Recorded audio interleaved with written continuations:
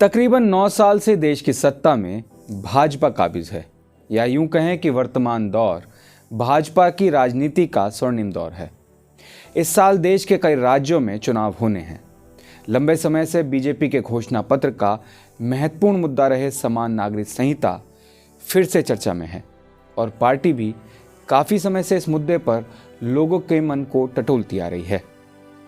नमस्कार, मैं रवि गौतम, आप देख रहे हैं नमस्कार भारत। लंबे समय से समान नागरिक संहिता को देश में कानूनी रूप देने में मोदी सरकार के प्रयास भले ही परवान न चढ़ पाए हों, लेकिन भाजपा शासित उत्तराखंड और गुजरात ने समान नागरिक संहिता लागू करने की जोरदार पहल कर दी है। अब उम्मीद यही है कि देश में अन्य भाजपा शासित राज्य भी जल्द ही इस मुहिम का हिस्सा बनेंगे। लंबे समय से समान नागरिक संहिता को देश में कानूनी रूप देने के मोदी सरकार के प्रयास बेशक लागू न हुई हो, लेकिन उत्तराखंड और गुजरात ने यूनिफॉर्म सिविल कोड के लिए विशेषज्ञ समिति बनाने का फैसला किया है। उत्तराखंड सरकार ने पिछले साल 27 मई 2022 को सुप्रीम कोर्ट के पूर्व जस्टिस रंजना प्रकाश देसाई की अध्यक्षता में एक विशेषज्ञ समिति का गठन किया था। इस समिति को राज्य में समान नागरिक संहिता के अध्ययन और क्रियान्वयन की जिम्मेदारी सौंपी गई थी। यह समिति मई 2023 तक अपनी रिपोर्ट सरकार को सौंप सकती है।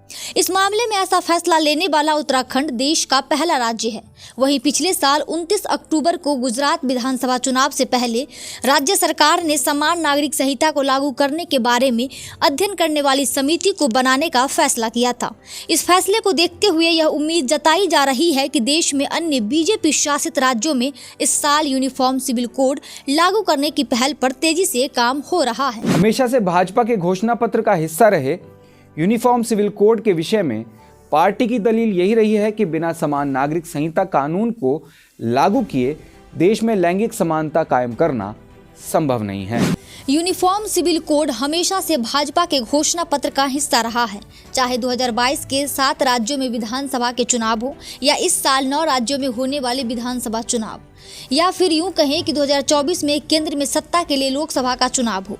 यूनिफॉर्म सिविल कोड का मुद्दा पार्टी के गठन के समय से बीजेपी के एजेंडे में रहा है। केंद्र में बीजेपी की सरकार चल रही है, ऐसे में बीजेपी समान नागरिक संहिता के मुद्दे पर देश के लोगों का मन टटोल रही है। साथ ही उसकी मंशा है कि इतने बड़े मुद्दे पर लोगों और राजनीतिक दलों के बीच आम सहमति बनती दिखी। दरअसल पार्टी के गठन से ही बीजेपी के लिए अनुच्छेद 370 को हटाना, अयोध्या में राम मंदिर का निर्माण और यूनिफॉर्म सिविल कोड को देश भर में लागू करना सबसे बड़े वादे रहे हैं। बीजेपी हमेशा से यह दलील देती रही है कि यूनिफॉर्म सिविल कोड के बिना देश में लैंगिक समानता कायम करने की बात बेमानी होगी। इस कोड के जरिए ही देश की सभी महिलाओं के अधिकार की रक्षा हो सकती है। अब भाजपा के लिए 3 बड़े वादों में से सिर्फ यूनिफॉर्म सिविल कोड का मुद्दा ही बचा है, जिसे लागू करने का रास्ता बीजेपी तलाश रही है। समान नागरिक संहिता के विषय पर लोगों की अलग अलग राय है तथा इससे जुड़े तथ्यों के विषय में भी लोगों में जागरूकता का अभाव देखा जाता है। यही कारण है कि इस मुद्दे पर लोगों की सहमति कम और विरोध ज़्यादा है। चलिए जानते हैं समान नागरिक संहिता क्या है और क्या है इससे जुड़े महत्वपूर्ण तथ्य।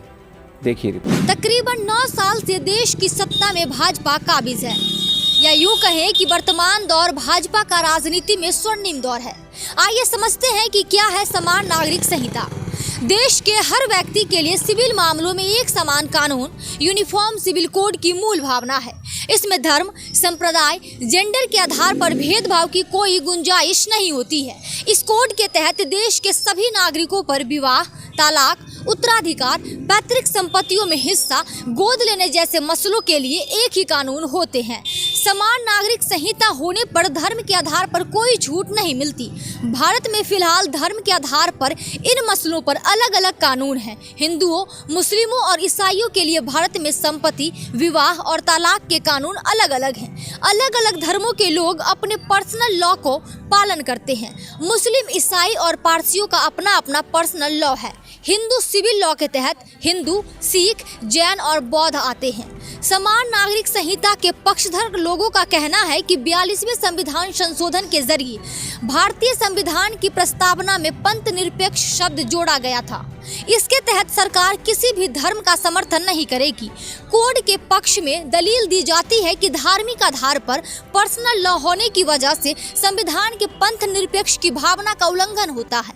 संहिता के हिमायती यह मानते हैं कि हर नागरिक को अनुच्छेद 14 के तहत कानून के समक्ष समानता का अधिकार है। समान नागरिक संहिता के हिमायती यह मानते हैं कि हर नागरिक को अनुच्छेद 14 के तहत कानून के समक्ष समानता का अधिकार है। अनुच्छेद 15 में धर्म, जाति, लिंग के आधार पर भेदभाव की मनाही है और अनुच्छेद 21 के तहत जीवन और निजता के संरक्षण का अधिकार मिला हुआ है। यूनिफॉर्म सिविल कोड के विरोध में जो तर्क दिए जाते हैं वो यह है कि अल्पसंख्यक समुदाय के लोग यूनिफॉर्म सिविल कोड का खुलकर विरोध करते। आजादी के बाद से ही मुस्लिम समाज इसे उनके निजी जीवन में दखल का मुद्दा मानता रहा है। विरोध में तर्क देने वाले लोगों का कहना है कि संविधान के मौलिक अधिकार के तहत अनुच्छेद 25 से 28 के बीच हर शख्स को धार्मिक स्वतंत्रता का अधिकार मिला हुआ है।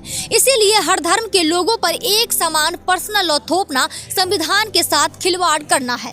मुस्लिम इसे उनके धार्मिक मामलों में दखल मानता है। All India Muslim personal law board हमेशा से यूनिफॉर्म सिविल कोड को असंवैधानिक और अल्पसंख्यक विरोधी बताता रहा है।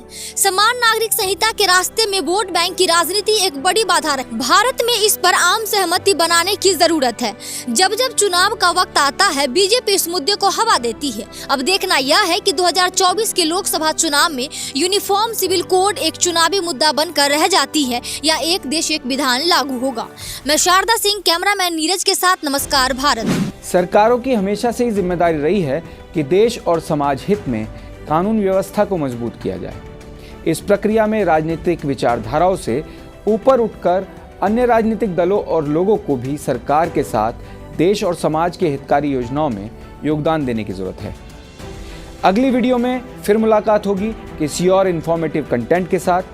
तब तक के लिए नमस्कार। आपको हमारा प्रयास अच्छा लग रहा है तो कमेंट बॉक्स में अपने सुझाव जरूर भेजिए।